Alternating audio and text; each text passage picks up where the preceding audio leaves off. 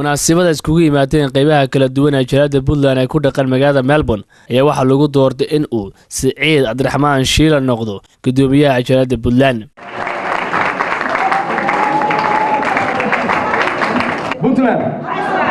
Puntland waa ulii dirka waxa weeye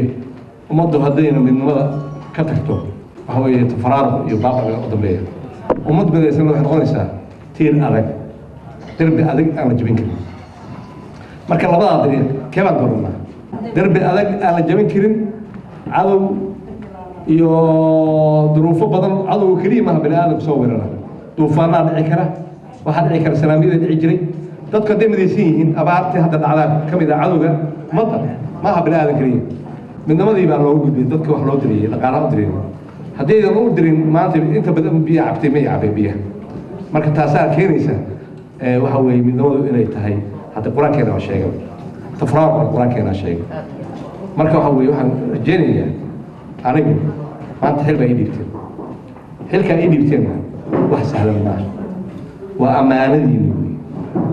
amaanadiin ay dhigteen amaanadiin ma ku ciyaari karaan kuma ciyaari karo waxa kale oo halkaas ka soo qayb galay mas'uuliyiin oo kamid yahay agaasimaha guud wasaaradda amniga Puntland Yaasiin Cali Yuusuf waxaan sharaf weyn ah inaan caaway aan idinka soo qayb galo cali wasaarkan Saciid Shiile oo ku noqonayo gudoomiyaha jaaliyadda Puntland Australia waxa soo gaarsiiyay marka heerkan caawaan halka kaga hadlayno waxa weeyaan tanaasulkii badnaa aan sameeynay si dadka loo ilaaliyo unity-goodu waxaan ka doonaynaa haddii ilaahayno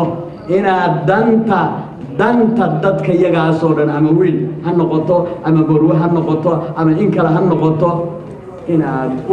u dhibaatooto danta iyada inaad hormariso mar walba ama tacliin ha noqoto wadan shishaan joognaa mar walba danta iyada inaad hormariso taadana gadaal dhigto saas ayaa sharaftada iyada iyo karaamadaada aad ku heli doontaa ilaahay isku soo wada duubo Saciid Cabdiraxmaan Shiile ayaa waxa looga fadhiyaa waxa uu ku soo kordhiyay jaaliyadda Puntland ee ku dhaqan magaalada Melbourne Cabdi Wahan wararka Hoon Cable TV wadanka Australia ee magaalada Melbourne